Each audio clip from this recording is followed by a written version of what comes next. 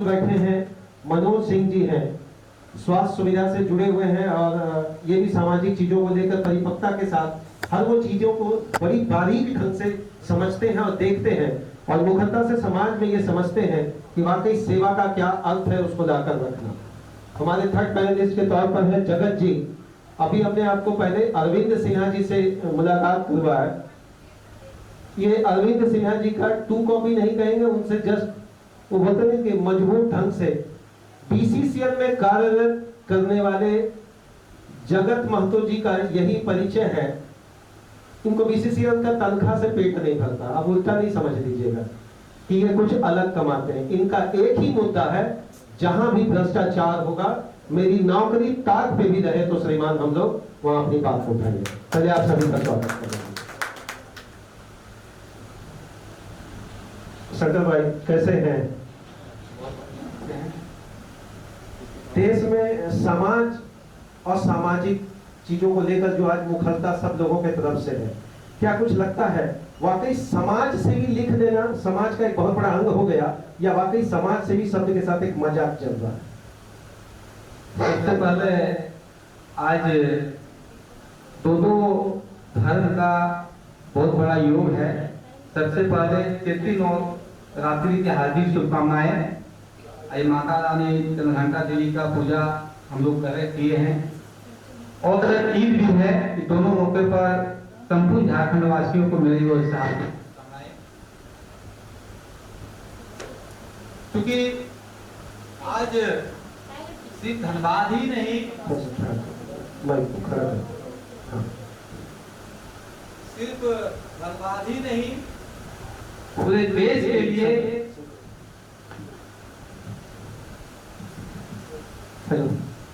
सिर्फ धनबाद ही नहीं, पूरे देश के लिए एक गंभीर समस्या है, चुनौती है, जिसके लिए हम लोग काम कर रहे हैं। वो है बच्चा। वो बच्चे ही देश में सुरक्षित नहीं है तो देश कैसे सुरक्षित रहेगा? बाकी जो सवाल हमारे उमेश जी के द्वारा आएगा उसको हम जवाब देने का काम करेंगे। जगत भाई, 10,000 पेड़ काटा गया है।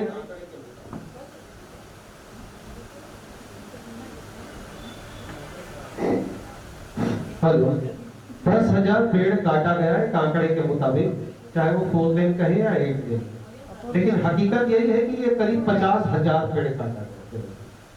जिम्मेवार सीधा प्रश्न पे आते हैं। देखिए, विकास के नाम पर जो देश में चल रही है पर्यावरण को हरास करने के लिए, कहीं न कहीं वो आवश्यकता तो है, जरूरत तो है। देश की बढ़ती हुई अर्थव्यवस्था पर जो परिवहन के नाम पर या खनन के नाम पर जो काटी जाती है वो अपने आप उचित है, लेकिन इतना ही गंभीरता के साथ सरकार को उस पर भी काम करना चाहिए कि पेड़ बचाओ आंदोलन जो चला है या चल रहा है वो सिर्फ खानापूर्ति ना हो, उससे भारी संख्या में सरकार का भी दायित्व बनता है और जनता का दायित्व बनता है कि हम लोग पर्यावरण को संरक्षित रखें। इस पर सरकार को भी काम करना चाहिए और हर एक व्यक्ति का ये दायित्व बनता है कि पर्यावरण संरक्षण सिर्फ सरकार का नहीं, एक एक व्यक्ति का मुहिम होना चाहिए। बचाना भी जरूरत है, काटना भी जरूरत है। पप्पू जी,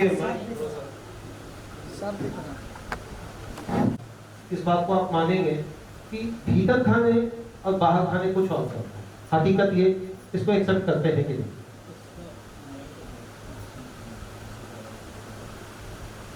नहीं, ऐसा नहीं है। मतलब जागरूकता पर एनजीओ पर आरोप लगाना ये कहाँ तक सत्य है? एनजीओ अगर सचमुच में स्वयंसेवी संस्था है, गैर सरकारी संस्था है, तो वह एक हृदय से काम करती है। और अगर वह खुद जागरूक नहीं है एनजीओ, तो फिर जागरूकता का काम कर ही नहीं। अच्छा, तो ये बात जो कहा जाता है कि समाज में ही सेवा, उसी के भीतर से निकालेंगे मलाई और मेवा, ये बात मानते हैं? आखिर हर व्यक्ति समाज सेवा भी कर रहा तो उनका भी घर, बीवी, बच्चा, उनकी भी माँ को मोतियाबिंद होता है, उनके भी परिवार बीमार पड़ते हैं, तो ये इलाज कैसे हो? तो ये सेवा और मेवा का जो बीच डिफरेंस पड़ रहा है, समाज में समाज का 2 पहलू है। एक सचमुच में सेवा करता है लोग, और दूसरे हैं जो कि सेवा के नाम पर ढोंग करते हैं। तो एक दो पहलू हर जगह में है, हर चीज में है, हर क्षेत्र में है। तो इसमें देखना होगा कि सही सचमुच में कौन सेवा कर रहा है और कौन लोग जो है वो सेवा के नाम पर ढोंग कर रहे हैं। ये बात नहीं, अच्छा ये मान रहे हैं कि समाज में ये चीजें चल रही है, इसको तो एक हर क्षेत्र में है, सभी क्षेत्र में। अच्छा, आज समाज सेवा शब्द के लिए एक बहुत बड़ी चुनौती क्या है मनोज भाई? अगर इस चीज को देखा जाए, जैसे बोलते हैं कि समाज सेवी फलना ने ये किया वो किया, लेकिन आज वो शब्द लगाने से भी कुछ लोग डर रहे हैं जो वास्तविक रूप से समाज पर अपनी धरातल पे काम कर रहे हैं। समाज सेवा जो है वो हृदय पटल से होता है। इसमें समाज सेवी उपनाम लगाने की कोई जरूरत नहीं है। ये बात आप अगर वाली से कह रहे हैं जी कि जब काम कर रहे हैं तो नाम का जरूरत यहाँ पर नाम नहीं की है। जरूरत नहीं है। अगर आप हम क्यों लगाएं? अगर हम समाज का सेवा कर रहे हैं तो लोग समाज सेवी कहते हैं, हम खुद समाज सेवी क्यों कहेंगे? दूसरे कहें तो अच्छा लगता है। दूसरे ही कहते हैं। आरटीआई से कितना भला जगत है? देखिए, आरटीआई जब से आई है देश में, कम से कम एक आम आदमी को बहुत बड़ा अधिकार मिला है। इससे पहले जो भी योजनाएं चलती थी, चाहे जो भी मतलब कार्यालय में ट्रांसपेरेंसी नहीं था, यहाँ तो कम से कम ट्रांसपेरेंसी लाई गई है और ये बहुत अच्छा पहल है, बहुत अच्छा सुधार भी हो रहा है। वर्तमान स्थिति पर जो भी सरकारी झारखंड में क्या स्थिति? झारखंड में वर्तमान स्थिति काफी आरटीआई की खराब है और इसी का फायदा यहाँ के जो अधिकारी हैं, छोटे अधिकारी हैं, बड़े अधिकारी हैं, उसमें एक मजाक का पात्र हो गया है। आज हम लोग जब आरटीआई लिखते हैं तो आरटीआई का जवाब नहीं दिया जी। वर्तमान स्थिति पर झारखंड में जो आरटीआई की स्थिति है वो काफी दयनीय है, लेकिन उससे हम लोग टूटे नहीं है। हम लोग का मन कभी ये टूटा नहीं है कि अधिकारी ने जवाब नहीं दिया तो हम लोग इस पर आगे नहीं जाते हैं। और जो भी हम लोग का लोकतांत्रिक शक्ति है, संसाधन है, उसके साथ हम लोग अपने बात को रखते हैं और मनवाते हैं, प्राप्त भी करते हैं। अच्छा, एक चीज हम आपसे शेयर करना चाहेंगे। अभी कोयलांचल के अंतर्गत एक सूदखोरी प्रथा, जिसका माननीय शिबू सोरेन जी ने लंबे समय से इसका उद्भेदन किया, उसके लिए लड़ाई लड़े, उनको बहुत बड़ा योग्य संघर्ष के साथ अपना पूरा जीवन जीना पड़ा। आज उसका दूसरा प्रारूप बना हुआ है माइक्रो फाइनेंस। किसी तरह से 5-10 महिलाओं को कुछ पैसे दिला दो और दूसरे दिन से ऐंठने वाली बात, ये बात आप मानते हैं कि समाज में ये है? सूदखोरी खत्म, अब उसको माइक्रो फाइनेंस ने वो अपना जगह बना दिया। देखिए, वर्तमान स्थिति पर वो सिर्फ चेंज हुए हैं और जिस तरह से माननीय शिबू सोरेन के कालखंड में हमारे झारखंड में या हमारे क्षेत्र में सूदखोरी का प्रचलन था और आज भी वो यथावत कायम है। हम तो कोलोरी क्षेत्र में काम करते हैं, काफी कामगार हैं जिसे अच्छा खासा तनख्वाह मिलता है, लेकिन उन लोग के पास वो पैसा नहीं पहुंचता है। कहीं ना कहीं ये सूदखोरी प्रचलन काफी व्यापक रूप से है और श्रमिकों का शोषण होता है, किसानों का शोषण होता है। वर्तमान स्थिति पर देखिए तो सरकार भी इस माइक्रो फाइनेंस के आप नाम किए हैं, उस पर छोटी छोटी समूह बना के गाँव में, नगर में कायम किए हैं और उसको, लेकिन वहाँ भी उनसे जरा सा भी भला नहीं होता है। ये कहा जाता है उनके तरफ से हम भला कर रहे हैं, लेकिन वास्तविक वो भाला कर रहे हैं। जो अगर हम एक पत्रकार के रूप में इस बात को रखें तो ये भला नहीं हो रहा, ये भाला हो रहा है। बिल्कुल बिल्कुल भला हो रहा है। ये बात को आप मान रहे हैं। इस पर कब आरटीआई लगाने की बात रख रहे हैं? मुझे लगता है कि शायद ही कोई एक आरटीआई एक्टिविस्ट इस पर पैनी नजर रखते हुए इस बात को रख रहे हैं कि वाकई डीसी कार्यालय पर, क्योंकि डीसी की तरफ से ये सख्त आदेश है कि जब उगाही किया जाए या पैसे को जब दिया जाए तो उतनी जबरदस्ती ना की जाए कि ताकि मानसिक प्रताड़ना की बात हो। ये बिल्कुल सत्य आपने कहा। इस संदर्भ पर हम एक उदाहरण देना चाहते हैं। हमारे एक श्रमिक का और इसी सूदखोरी के कारण उसको 40 लाख रुपया का गबन हो गया। अच्छा, वो रिटायर का पैसा क्या? रिटायर का पैसा था, उसका भविष्य निधि का पैसा आया था। नवंबर महीना में 40 लाख रुपया उस सूदखोर ने एक तेलंगाना के द्वारा और एक मणिपुर के द्वारा एसबीआई के ब्रांच से निकासी किया है। इस पर हमने उस मजदूर के द्वारा आरटीआई लगवाए हैं और आरटीआई लगाने से फायदा यही हुआ है कि उसका जो चेक से विड्रॉल हुआ था वो चीज प्राप्त हुआ है और उन्होंने उस पैसा को रिफंड कर दिया। एक बड़ा राशि आज भी तेलंगाना वाला नहीं मिला है, प्राथमिक से दर्ज हुआ है। और उस संदर्भ पर इसी पर हमारा एक कार्यक्रम रणधीर वर्मा चौक पर आहूत किया जाएगा उस श्रमिक के परिवार को बैठाकर। और ये काफी गंभीर विषय है, इस पर डीसी महोदय को, चाहे जो भी सरकारें हैं, उसको संज्ञान लेनी चाहिए। बहुत बड़ा स्कीम है सर। क्या सकते भाई इस पे होना चाहिए जो क्योंकि आपने आप शुरुआत से देख रहे हैं। बिल्कुल बिल्कुल जगत भाई की जो सवाल किए मनु जी से कि उसको जरा सा हम 2 मिनट समझना चाहेंगे। बहुत ही गंभीर सवाल आपने किया है, खास करके धनबाद हित के लिए। क्योंकि धनबाद में जो हम लोग रहते हैं, ओल्ड माइन क्षेत्र में रहते हैं, पेड़ कट रहे हैं, आपको जानकारी होना चाहिए। धनबाद के तमाम लोगों को जानकारी ये है कि धनबाद में पर्यावरण इतना प्रदूषित हो चुकी है कि हर तीसरा घर में आपको चर्म का बीमारी मिलेगा, दमा का बीमारी मिलेगा, टीबी का बीमारी मिलेगा।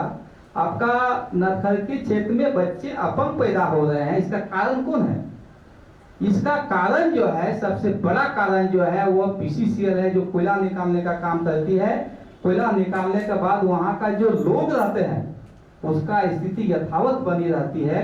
क्योंकि हम लोगों ने पिछले 2 वर्ष से लगातार अगवा सरकार के साथ एक लाइजिंग हम लोग कर रहे हैं कि जस्ट ट्रांजिशन कैसे हो, जलवायु जो परिवर्तन हो रहा है उस पर कैसे हम सामना करेंगे, उसका प्रभाव महिलाओं पर हो रहा है, उसका प्रभाव बच्चों पर हो रहा है, और जंगल तो साफ हो चुके हैं। और सबसे बड़ा चीज आश्चर्य होगा, आपका चैनल के माध्यम से हम कहना चाहेंगे, जो डीएमएफटी जो फंड है जो इन सब चीजों पर खर्च होनी चाहिए, इस सब चीजों पर खर्च नहीं होकर फूल फुलिया पर, रोड पर, सड़क पर खर्च की जाती है, जो बिल्कुल न्याय संगत नहीं है। ये तो बात है कि डीएमएफटी मजाक बना हुआ है। बिल्कुल, कभी उस पर सांसद बवाल मचाते हैं, कभी विधायक बवाल मचाते हैं। आम जनता तो बोल ही नहीं पाएगा क्योंकि उससे जिगरा में उतना कलेजा में मुझे लगता है साइज छोटा हो गया है। उसका कारण है प्रदूषण, हवा, पानी, सभी तरह से। तो हम नहीं लोग लग रहा है हम लोग तो वाकई ही बोलेंगे कि बोलने का समय क्या है। आप लोग भी किसी चीज का इंतजार कर रहे हैं या किसी दबाव में रहते हैं कि जब तक कोई सिग्नल देगा तब हम जी नहीं, हम लोग क्योंकि इसी को लेकर हम लोगों ने जो है पिछला 3 महीना बीता है, दुर्गा पूजा के पहले हम लोगों ने पूरे झारखंड में सरकार को जगाने के लिए, अपनी बात को पहुंचाने के लिए, मैनेजमेंट तक पहुंचाने के लिए हम लोगों ने जस्ट ट्रांजिशन यात्रा का शुभारंभ किया। साहेबगंज से लेकर डीएमएफटी का मालिक कौन है? हवा अभी डीएमपी का मालिक धनबाद में किसी है। गंदगी हम खाएं, प्रदूषण हम खाएं, बीमारी हम खाएं, परेशान हम हो, हमारे बच्चे परेशान हो, हमारे घर परिवार, और मजा मारेगा कौन जाकर? भैया लगेगा दूसरे जिले में। बिल्कुल, मान लीजिए अभी हम लोग जिस क्षेत्र में रह रहे हैं, कोल माइन क्षेत्र, यहाँ की हम बात करेंगे। यहाँ का जो रॉयल्टी जा रहा है, मान लीजिए यहाँ का रॉयल्टी जाकर शहर में बनेगा, यहाँ का पैसा तो बेकार है ना। यहाँ के लोगों को लाभ कहाँ मिल रहा है? पूरा धनबाद आप जाइएगा तो कंटिन्यू 3 दिन जाइएगा तो आपको दमा हो जाएगा, बाइक से जाइएगा तो। इसका जिम्मेदार कौन है? मनोज जी, आप झरिया रहते हैं, बिल्कुल। क्या लगता है कि अब मन करता है कि दूसरा जनरेशन को भी झरिया में रखेंगे? देखिए, झरिया एक ऐसा क्षेत्र है, एक ऐसा जगह है जहां पर आप जब जगेंगे उस समय से लेकर और सोने तक लोग प्रदूषण से जूझते हैं। झरिया एक ऐसा जगह है, एक ऐसा शहर है जहां की प्रदूषण का बारिश होती है। जैसे आप जाते होंगे कहीं पर घूमने के लिए ठंडे प्रदेश में, और वहां पर देखते हैं घूमने जाते हैं लोग, मनाली, जहाँ की बर्फबारी होती है, वैसे वहां पर धूल कण का बारिश होती है। आप विजिबल देख सकते हैं कि बारिश हो रहा है। आप ऐसा शर्ट, व्हाइट शर्ट पहन कर थोड़ा सा आधा घंटा बाहर में खड़ा हो जाए, आपका शर्ट काला हो जाएगा। आप गाड़ी खड़ा करके एक बार ऑफिस के अंदर चले जाएं, आप जब बाहर निकलेंगे तो आप गाड़ी पर नहीं बैठ पाएंगे। तो ऐसा है, झरिया एक ऐसा जगह है जहां की सबसे ज्यादा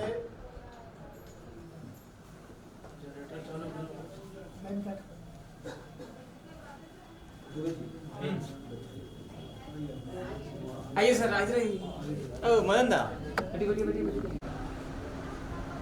उन्होंने सूचना का अधिकार अधिनियम के बारे में कहा। 2005 में जब ये लागू हुआ तो हम लोगों ने काफी इस पर अवेयरनेस का काम किए। शुरुआत में अरविंद जी को भी हम लोग धन्यवाद बुलाए थे, सुशील भारती जी भी थे। लेकिन ये जानकर आश्चर्य होगा कि इतने लंबी फाइल, इतने मोटी फाइल रांची में इकट्ठा हो चुका है कि सरकार अभी तक सूचना आयुक्तों की नियुक्ति नहीं कर पाया। हम लोगों ने कई बार इस मुद्दे पर जो है पत्रचार किया कि झारखंड के लोग ड्राइविंग कर रहे हैं, लाभ नहीं मिल पा रहा है, तो कम से कम सूचना जो आयुक्त हैं उनको बहाल किया जाए। अंततः बहाली भी निकली, पोस्टपोन भी हुआ, फिर हम लोगों ने माननीय न्यायालय को संज्ञान में दिया, माननीय न्यायालय ने संज्ञान में दिया है। उसके बाद भी जो है ये सूचना आयुक्तों की नियुक्ति नहीं हो पा रही है। अब अनुमान लगा सकते हैं कि एक आम आदमी को जो है अधिकार की बात हम लोग कहते हैं कैसे भी तो सीधा ये बात है कि मतलब वो लड़ता रहे, जूझता रहे, उसके खाते में कुछ नहीं है। कोई बोलने वाला भी नहीं है स्टेट में, तो संज्ञान भी लेती है। ऐसे में एक आम झारखंडी किसके भरोसे अपना जीवन जिएगा? वही तो दुख भरा काम। यहाँ तो एक लड़ाई चल रहा है कि झारखंडी कौन, झारखंडी कौन, झारखंडी कौन, लेकिन बीमारी कौन है ये तो कोई पूछ के नहीं आता। बताइए, ये सूचना अधिकार की बात है, महिला आयोग की बात है, बच्चों के अधिकार का आयोग की बात है, सब का सब खाली पड़ा हुआ है। बाल कल्याण समिति का बात है, टोटल जगह खाली है, तो न्याय कहाँ से मिलेगी? मैंने न्याय के चक्कर में इंसान बिल्कुल बिल्कुल वो समय से बर्बाद हो रहा है, कहीं कुछ हो नहीं रहा है। तो हम माननीय अफवाह सरकार जी से आग्रह करेंगे आपके माध्यम से कि सरकार और जो सीबीओ हैं, जो सोसाइटी है, उनके साथ एक अच्छे तालमेल कर बेहतरीन झारखंड का निर्माण कैसे होगा, इस पर काम करने की आवश्यकता है। सभी को लेकर जब अंतरराष्ट्रीय पटल या अंतरराज्यीय पटल पर आप बहुत बार जाते हैं, कन्वोकेशन अटेंड करते हैं, तो वहाँ नहीं लगता है कि एक फॉर्मेलिटी हो जाती है, चीजें शुरू होती है और फिर कुछ दिन के बाद खत्म हो जाता है। देखिए, देश स्तर में और इंटरनेशनल में भी हमारे यहाँ की स्थिति बहुत ही खराब है।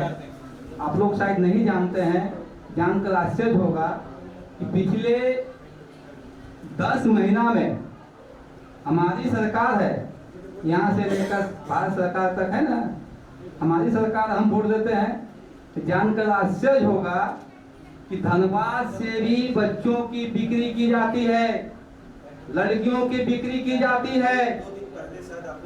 बिल्कुल बिल्कुल, उसमें 4 आदिवासी बच्चियां भी थी जिसको केरल ले जाया जा रहा था काम कराने के नाम से। आपको जानकर आश्चर्य होगा, बात हुआ 18,000 में, मिलता है 12,000। वो 6,000 रुपया 7,000 रुपया कहाँ जाता है भाई? वो दलाल के यहाँ जाता है। हम लोगों ने खुद अभी तक 10 FIR हम लोगों ने कराया है, हमारी संस्था ने कराया है, और दर्जनों लोगों को हम लोगों ने जेल भिजवाने का काम किया। सिर्फ जेल भेजने से नहीं होगा ना, अभी झारखंड में, धनबाद में सैकड़ों ऐसे बच्चे हैं जो लापता है, उसका कोई आंकड़ा नहीं है। तो चाहिए सरकार को कि जो जनप्रतिनिधि हैं, जो सिविल सोसाइटी के व्यक्ति हैं, समाज सेवी हैं, उनके साथ तालमेल कराकर हम काम को करें। और दुर्भाग्य यह है, इसका कोई आंकड़ा नहीं है, किसी के पास नहीं है। जिसको हम सामने आ गया वो हमको पता चला, कतला से ही कैसे इससे बच्चे लापता है। हमारे इलाके में से बहुत बच्चे लापता है, बहुत बच्चों को हम लोगों ने खोज के लाया है। जिसको जानकारी है वो करते हैं, लेकिन ये स्थिति बिल्कुल ठीक नहीं है। अगर हम चाहते हैं कि सुंदर समाज का निर्माण करेंगे, स्वस्थ समाज का निर्माण करेंगे, तो हमको अगर न्यूनतम अंतिम पदान में जाने की आवश्यकता होगा, तभी हम कुछ कर पाएंगे। इस राज्य का भला कैसे होगा? देखिए, वर्तमान स्थिति में हम लोग, आम लोग जो होते हैं, सिर्फ वोट देके अपने दायित्व को खत्म कर लेते हैं। हम लोग जानते हैं कि सिर्फ उसको वोट देते हैं और उसके बाद उस पर निगरानी करना हम लोग छोड़ देते हैं। अभी जो राजनीतिक का दौर है, चाहे लोकतंत्र है, वो पूरी तरह से नगण्य है। क्या करेगा आदमी? वोट भी देगा, उसके पीछे लगा रहेगा, अपना घर परिवार देखे, या फिर बाकी उसका निगरानी करेगा। पुल बन रहा, पुलिया बन रहा है, उसको जाके मापेगा 6 इंच का ढलाई हुआ कि नहीं। अरे भाई, अपनी सरकार को निगरानी करना है, अपने नेता का निगरानी करना है। जब आप चुनाव लड़े तो आपके पास 10,000 रुपया था, चुनाव के तुरंत बाद आपके पास 10,000 करोड़ कहां से आ गया? फिर दोबारा जब वो आता है तो फिर आप उसको जिता देते हैं। तो कम से कम ये चीज को तो देखना होगा, ट्रांसपेरेंसी नेता में नहीं है। और अभी जैसे शंकर भाई जी बता रहे थे कि अंतिम पायदान में सरकार को काम करनी चाहिए। सरकार हम लोग को देखना नहीं चाहता है, कोई भी सामाजिक एक्टिविटिस्ट हो, आरटीआई एक्टिविटिस्ट हो, एक ही दृष्टिकोण से देखता है, चाहे वो MP MLA हो, चाहे राज्य सरकार के या केंद्र सरकार के जो भी बड़े अधिकारी हैं। ये सच्चाई है और यही एक मूल वजह है जिसके वजह से हम लोग पिछड़ रहे हैं। हम लोग तो ये जो कहा जाता है सर्वोदय, सबका हो उदय, वो गांधी जी का जो सपना था, कल्पना था, परिकल्पना था, समाज को लाकर एक नए परिकल्पना पर लाकर रखना कि स्वतंत्रता और समानता की बात को हम लाकर रखेंगे। तो ये सपना क्या 75 साल बाद भी अधूरा ही रह जाएगा? बिल्कुल अधूरा है। गांधी जी ने जो सपना देखा था ग्राम स्वराज का, आज उसकी पूर्ति नहीं होती है। उस ग्राम स्वराज के हिसाब से जो पंचायती व्यवस्था का गठन किया गया, नगर पंचायत का गठन किया गया, उस पर जरा सा भी इम्प्लीमेंटेशन नहीं होता है। आप देखिए, प्रखंड में प्रखंड विकास पदाधिकारी मालिक हो जाता है, जब हमारे नीचे स्तर के जो जनप्रतिनिधि हैं उसके हाथ को बांध दिया गया है। पंचायती व्यवस्था पूरी तरह से ध्वस्त है। गांधी जी ने सपना देखा था ना कि ग्रास रूट में जो गांव के लोग हैं वो विचार करेंगे, वो निर्णय करेंगे, उसके हिसाब से व्यवस्था चलेंगे। नहीं चल रहा है सर, और इसी का मुहिम हमारा चल रहा है, इसी पर हम काम करते हैं, इसी पर संघर्ष करते हैं।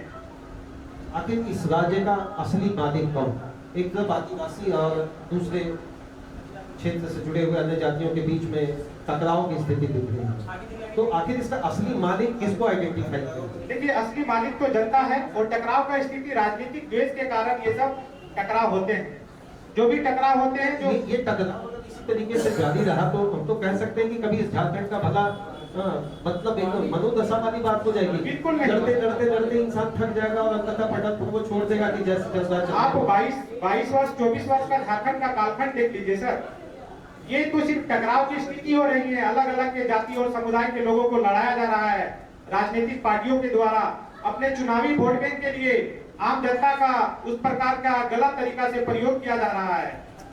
तो ये टकराव ही है। आम जनता को यहाँ कुछ भी नहीं मिल रहा है, रोजी रोटी रोजगार ग्राम सब कुछ खत्म है सर। तो जन जंगल जमीन की बात तमाम सरकारें 25 वर्षों से करते रही है। अविभाज्य झारखंड की बात करें, बिहार में भी था, तो उस समय बड़े बड़े नेता यहाँ से गए, कुछ लोगों ने तो दंश बोला कि हम इस्तीफा दे दिए, लेकिन वो दंश ही रह गया। राजनीतिक पटल पर आने के बाद मुखरता इतनी ही रही कि जब तक मेरा भला नहीं होगा तब तक हम आगे नहीं बढ़ेंगे। राजनीतिक पूरी तरह से खत्म है। गांव की राजनीतिक, समाज की राजनीतिक, व्यक्ति की राजनीतिक नहीं हो रहा है, सिर्फ वोट की राजनीतिक हो रहा है। चाहे वो अभी बिहार की कालखंड हो, चाहे वर्तमान झारखंड की बात है सर। ये पूरी तरह से जो राजनीतिक पार्टियां, जो भी राजनीतिक पार्टियां हैं, सारे राजनीतिक पार्टियां इस पर दोषी है। और गांधी जी ने जो संकल्प पूरे गांव को और समाज को बचाने के लिए किया था और जिसके लिए संघर्ष हुआ था, आज आप वर्तमान में जो पदाधिकारी हैं चाहे नेता हैं, उसकी जो शैली है वो अंग्रेजों की ही जैसा है। वे लोग सिर्फ अंग्रेज हो गए हैं। और भगत सिंह तो ही कहे थे कि जब देश आजाद हो जाएंगे तो काले लोग राज करेंगे, काले लोगों का साम्राज्य होगा। आज वही साम्राज्यवाद है। अभी जो साम्राज्यवाद है वो सिर्फ अधिकारी हमारा है, झारखंड का है, नेता भी हमारा है, लेकिन आप छोटे छोटे काम करने के लिए चाहे डीसी ऑफिस जाइए, चाहे ब्लॉक ऑफिस जाइए, चाहे ग्राम पंचायत जाइए, आपका काम नहीं हो रहा है। छोटे छोटे काम के लिए घूस रिश्वत जमीन जूझना पड़ता है। मनोज जी, कहा जाता है न लोकसभा न राज्यसभा, सबसे बड़ी ग्राम सभा, लेकिन एक भी ग्राम अगर झारखंड की बात करें तो कोई कहता है 32,000 गाँव है, कोई 36,000 गाँव, क्योंकि गांव से टोला भी निकलकर एक गांव का रूप ले लेता है। एक भी गांव ऐसा कह सकते हैं जिसको आदर्श ग्राम हकीकत पटल पर है? नहीं, अभी तक तो इतना नहीं हुआ है।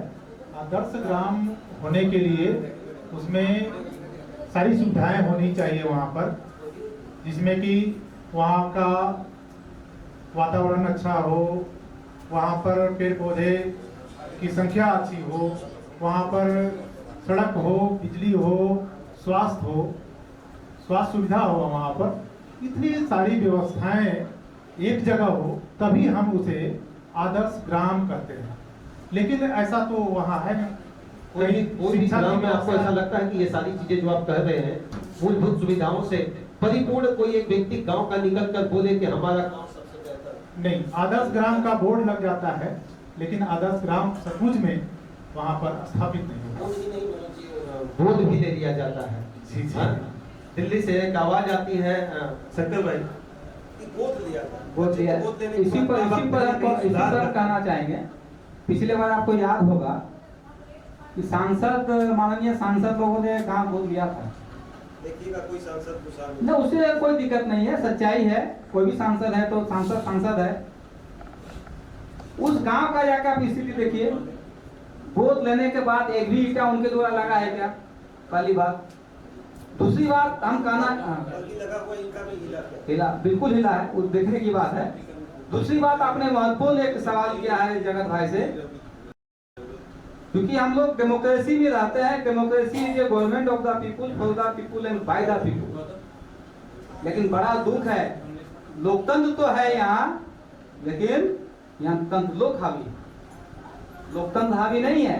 इसीलिए सिविल सोसाइटी के जो हमारे लोग देश भर में है, लोकतंत्र नहीं है, राजतंत्र नहीं है, तो क्या हमने कहा तंत्र लोग हावी है, तो क्या कोई सोफा के पास झड़वाना पड़ेगा? आखिर ये कैसे? वही चीज हम बोल रहे हैं, तंत्र लोग हावी। इसलिए हम कह रहे हैं, किसी भी जिले का उदाहरण ले लीजिए, किसी मंत्री को उदाहरण ले लीजिए, जो मंत्री कहता है वो होता नहीं है, उसका जो अधिकारी कहेगा वही होगा।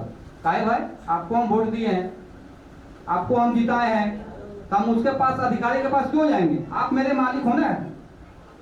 दूसरी बात, क्योंकि भारत पूरे विश्व का मजबूत लोकतंत्र देश है। हम लोगों ने शुरुआत किया था इसको, पुनः देश भर में एक बातें चल रही है कि सांसद, एमएलए, एमपी जो भी हैं, पंचायत के मुखिया है, पुनर्वापसी का अधिकार सांसद में पास होना चाहिए। क्यों डरते हैं भाई? अगर हम सांसद है शंकर गवानी धनबाद लोकसभा का, अगर अच्छा काम हम नहीं करेंगे, गिरिडीह लोकसभा का हम सांसद है, अच्छा काम नहीं करेंगे, तो ये जनता को अधिकार है कि हमको वापस बुलाने का। ये देश की खूबसूरती है लोकतंत्र मतलब की। ये आपका कहना है कि एक अविश्वास पारित करने का बिल्कुल शक्ति आम जनता के हाथ में नहीं होनी चाहिए। ये नियम है, प्रावधान है, गांधी जी का सोच था, संविधान में भी सोच है कि अगर शंकर गवानी लाइक नहीं तो उसको डिसलाइक किया जाए, उसके लिए सर्वे करना है। बहुत सारा नियम है जो देश की पार्लियामेंट, जो सर्वोच्च संस्था है, उसमें पास करना पड़ेगा कि अगर शंकर गवानी पसंद नहीं है, आप इसको चुने हो, तो आप इसको रिजेक्ट भी कर सकते। बड़ी बात। ग्राम पंचायत में ये व्यवस्था है। अभी जो झारखंड ग्राम पंचायत एक्ट है, चाहे नगर पालिका एक्ट है, उसमें ये प्रावधान है कि आप अपने प्रतिनिधि को रिकॉल कर लें। बहुत सी सरल प्रक्रिया है और आसान प्रक्रिया है। 2 साल के बाद उस पर अविश्वास प्रस्ताव वहाँ के जनता ला सकते हैं।